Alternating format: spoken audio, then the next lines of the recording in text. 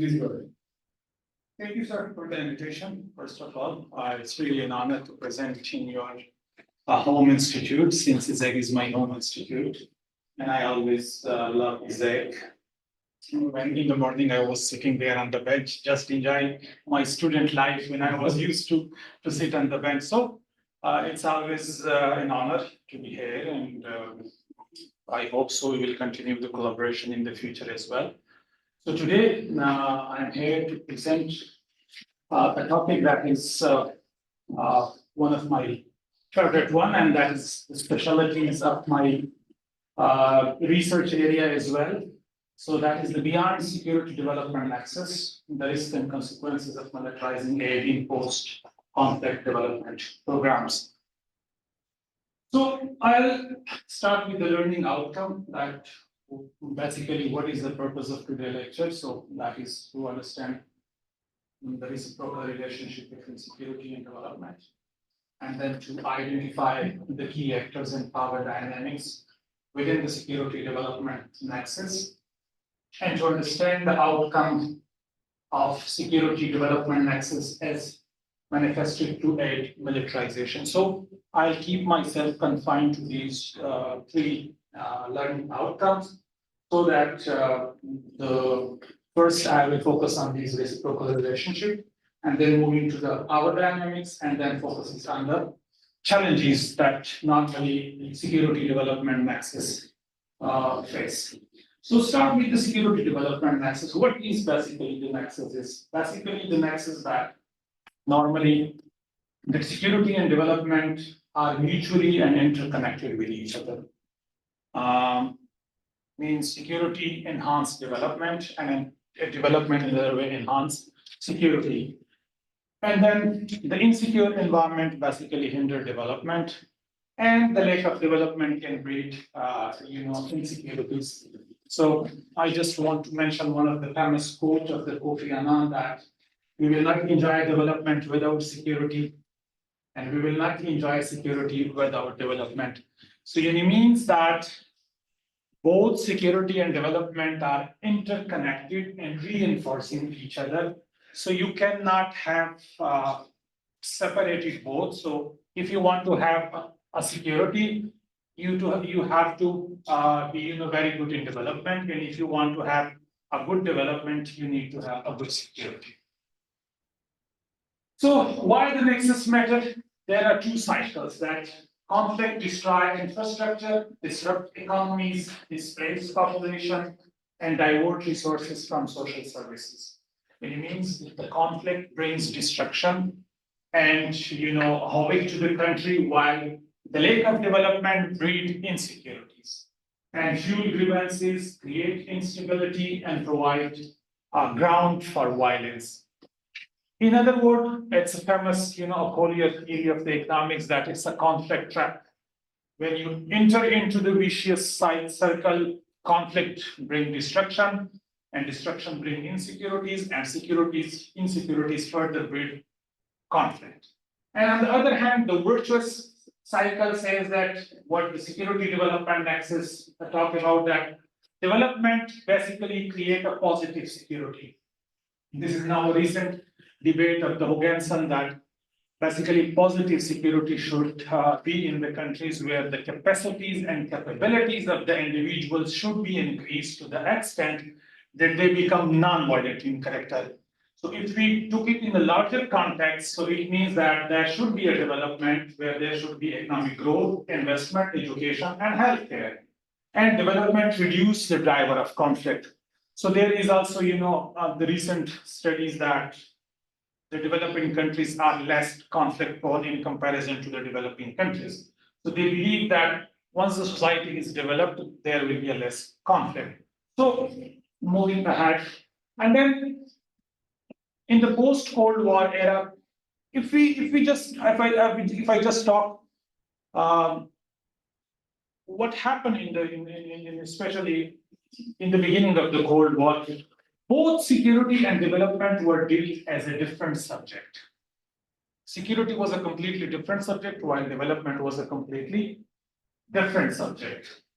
Although somehow with the Marshall Plan, it is manifested that they try to cover the geopolitical through development aid, in especially in the Europe after the Second World War.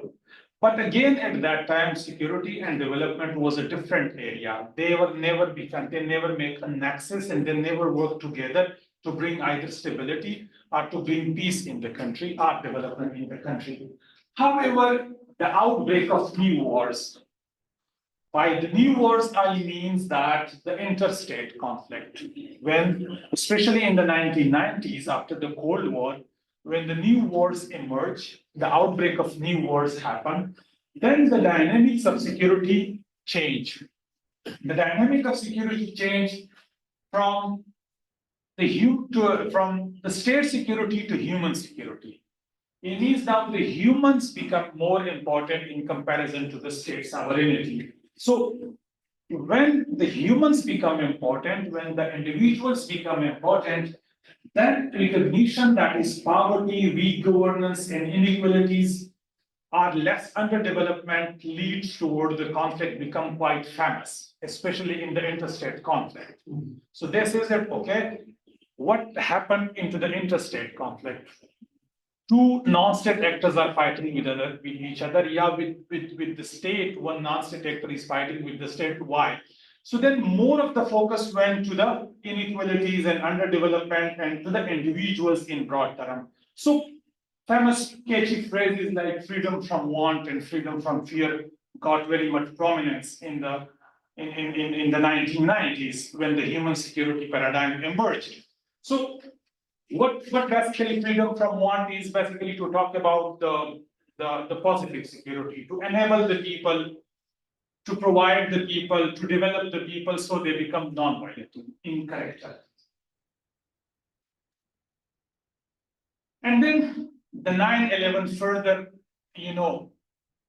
further reinforced the security and development nexus together. So beginning with the 1990s that, okay, human individual security is important, development is important, but 9/11 further push, the states, academicians, and practitioners that why the security development nexus is important. So then when the fragility of the state increased, when, like, for example, Afghanistan, Pakistan, Yemen, they start that, well, poverty basically breed conflict. Poverty breed in violence.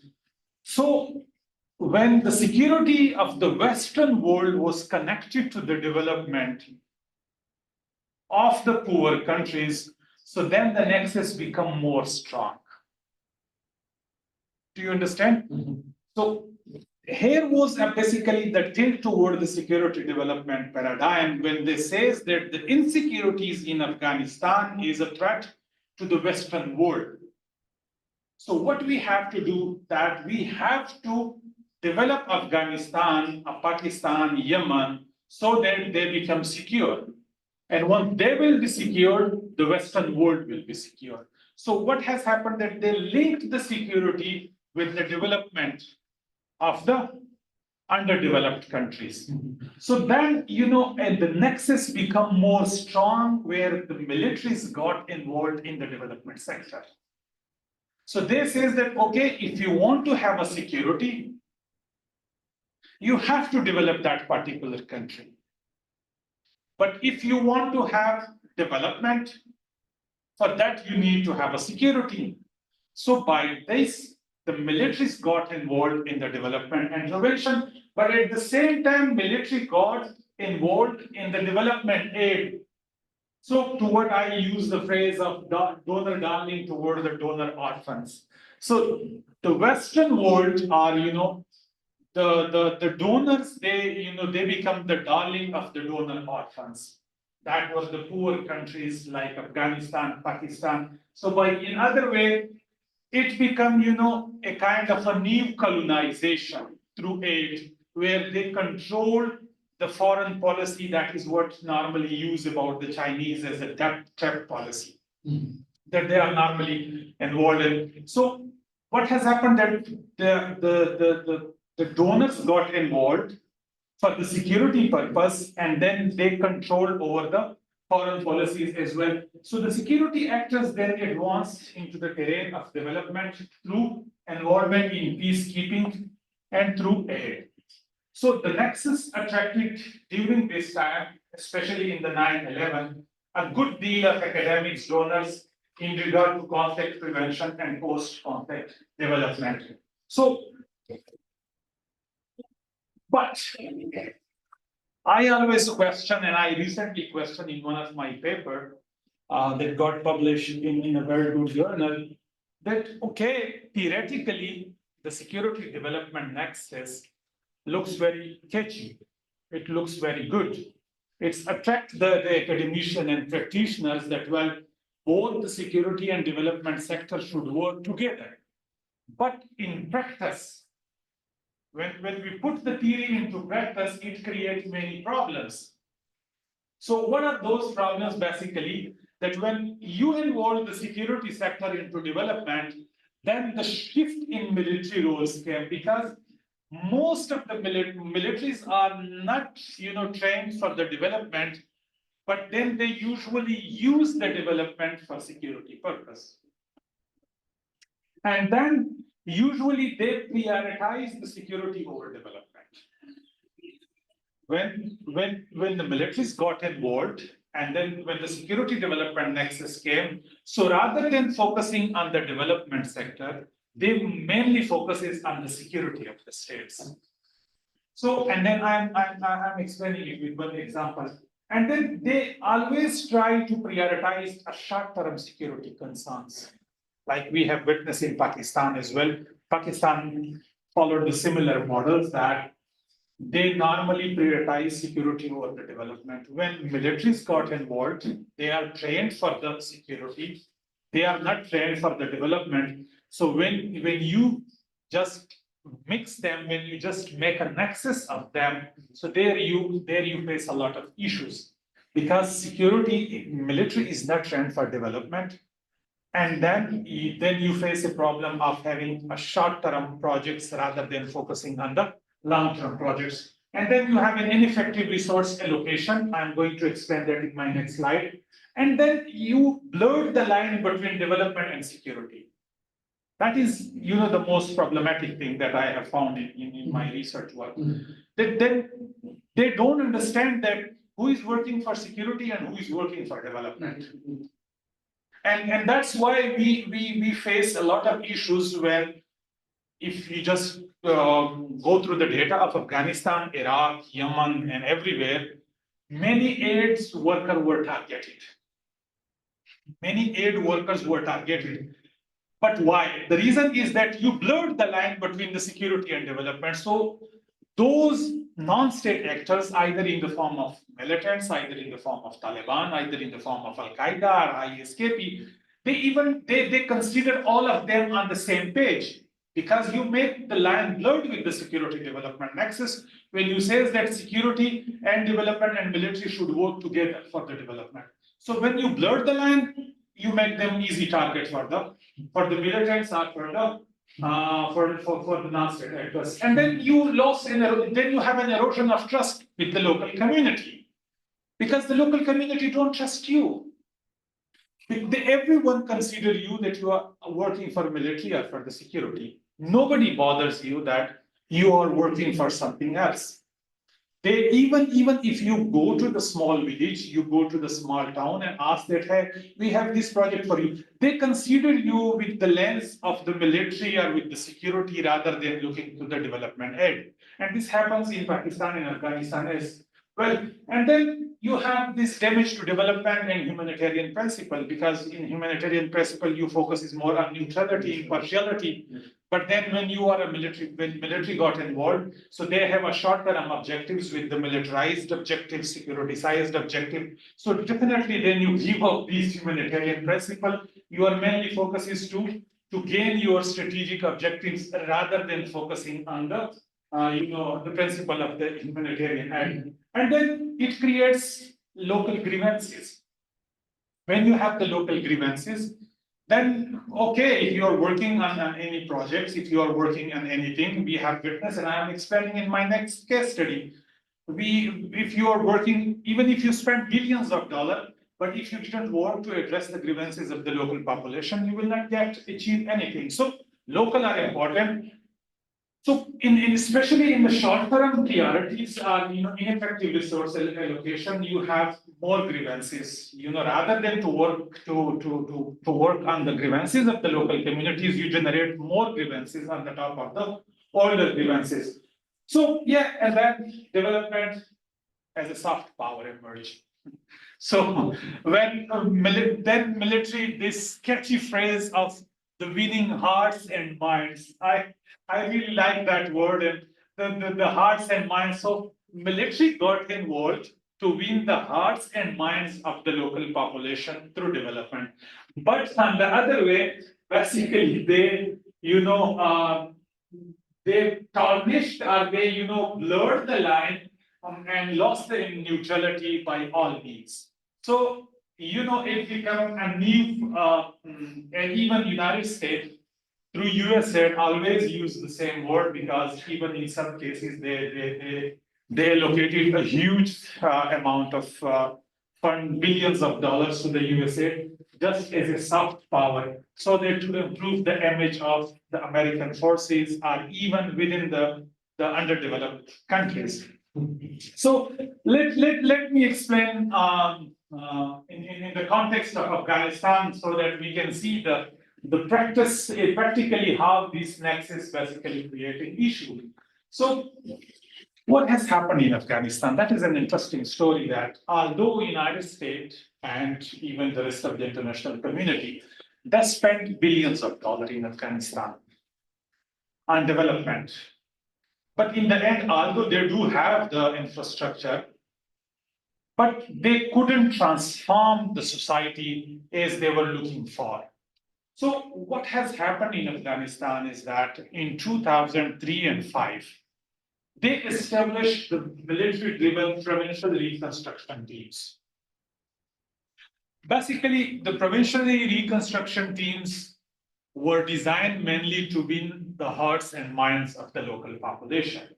Since the kinetic, the kinetic power time over, they basically overthrow the Taliban regime, and by 2003, they have a government in Afghanistan. By 2005, they established these PRTs, that now the provincial reconstruction team will take the lead for the development. So only 5% of the PRT teams were comprised of the civilian expert, while the 90% of the PRT's team were the military personnel. And then mainly what was there? Okay, now here is the case of Security-Development Nexus. So they got involved military into the development. And what happened there? Although PRTs were mainly to work on the reconstruction and development in Afghanistan, but their main aim was to counter terrorism focus, to hunt Al-Qaeda and Taliban. So, and even when I was interviewing there, and I was interviewing the people in Afghanistan for this project, they said that, well, for this security development nexus and to win the hearts and minds of the people, military got involved while giving the infrastructure to the people. Small schools and contracts were distributed. But what has happened that their main aim was the counter-terrorism focus. So they tried to give these small projects to the people who were loyal to the forces, who were loyal to the state. So in other way, they were having a security-oriented objective consistently overrode the long-term development-oriented goals. So when these reconstruction teams tend to focus on to hunt the security science objective, what has happened then? Then there was a lack of participatory process, because military was not been trained for the development intervention. They are trained for a kinetic fighting. So what has happened that they just use the same top-down model, and they lost the process of participatory engagements. And then again, those organizations that work independently in Afghanistan, or those organizations, even still in Pakistan, they were also controlled by the military. So what I use the word lack of operational sovereignty. So none of the organization or NGOs were having, operational sovereignty in Afghanistan. So what has happened that in order to achieve their security-sized agenda, militarized agenda through Security-Development Nexus, they made a military warlord nexus. So they got involved with the warlords to hunt, to gain their political gains or strategic gains. And then also they started management of aid through private contractors. According to the one report that I was just reading that by the first Trump administration, private security companies hired by the Pentagon number around 6,000, which cost 2.3 billion. By private companies means that militaries, since they were not trained for the development, so what they did, they just put people from the market as a private contractor in Afghanistan, and they paid a huge amount of money to the private contractors. Since the military got involved in the development and they were getting a lot of USAID budget, and they were not trained for that. So in order to achieve their security-sized objective, they trained basically the private contractors. So they presented the private contractors in the name of various NGOs and INGOs. That also blurred the line. And then what has happened that it developed into the bunkerization of aid. Those private contractors cannot go beyond the Kabul city, and then they were confined to the four wall of the big bunkers, and then they were controlled the aid from the bunkers. So, and then these bunkerization lead to remote management of aid, because they were sitting in Lisbon and they were somehow, supervising the development aid way back in long, far from the Lisbon, because when the Security Development Nexus blurred the line, they even cannot go to the field. So that when you have this bunkerization of aid and military remote management of aid, it leads to corruption. Because you do not have any mechanism to control over the funds, you do not have any mechanism to see how the project's working on, what's on the ground, so that it leads to the corruption. And at the same time, it also undermined the central government. Since you are not connected to the central government, you are not giving anything to the central government, but every fund and everything was controlled by these PRTs, provincial reconstruction teams, that were again controlled by the military. So it weakened the central government. In another way, it make more stronger the warlords, and warlords become more stronger through corruption. So it was a vicious circle. So American military was even, I still remember the one of the famous speech of the American President Bush, that we got the Afghan society. By Afghan society, they means that we got the warlords now, warlords on our side. So now we got this opportunity to control Afghanistan. So, and then they met the nexus between warlords and these military. And what has happened that it has weakened the central government, and it's also increasing the corruption. And then it also increased violence against aid workers.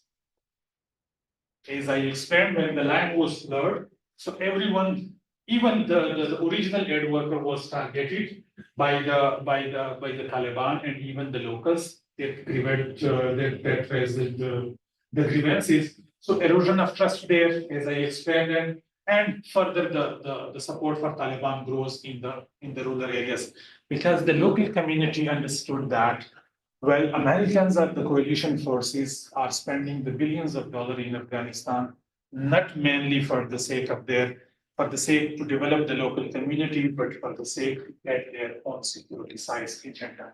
So by that way, although we have an infrastructure in Afghanistan, but they couldn't gain the voices and choices of the local community. They couldn't win basically the hearts that they were had, and then they raised the voices that we will win the hearts and minds. They failed to win the hearts and minds of the civil society. And still, if you go to Afghanistan and if you talk to them, they will say that, well, although we see that there are main buildings, but when you talk to the people, their mind is still there, and they still have many questions in their mind that is still unanswered by the international community. That why it happened like this. The international forces and the coalition forces in Afghanistan spent billions of dollars, but in the end achieved nothing. So even the support for Taliban grew, and we witnessed that by 2021 when the American left the region. We witnessed that even the central government couldn't stand a single day before the militants. Why? Because that was the PRTs that undermined the central government by taking each and everything from the center. So the central government neither win the hearts and minds of the local community, and neither stopped the growing support of the militants. So that was basically the story that even I was talking to one of the embassy in Pakistan, and they said, like, what do you think why it happens? And then I said, because you have weakened the central government. And then you created the nexus between the warlords and the military, and that undermined basically the central government and create further corruption. Even I still remember that Ashraf Ghani, the president, visited the warlords to give him money because they become more powerful through corruption than the central government. So that was basically the story of the security development nexus, that when they bring the security development into practice, it creates a lot of anomalies in many countries, and even in Iraq, even in Pakistan. I and Dr. Marcus published a paper on Afghanistan, on Pakistan as well, and I recently published a paper on Afghanistan, especially highlighting these issues. You published one on this. Yeah, I published this. Fascinating. So this is all about my lecture, and thank you. It's absolutely fascinating. Thank you very much.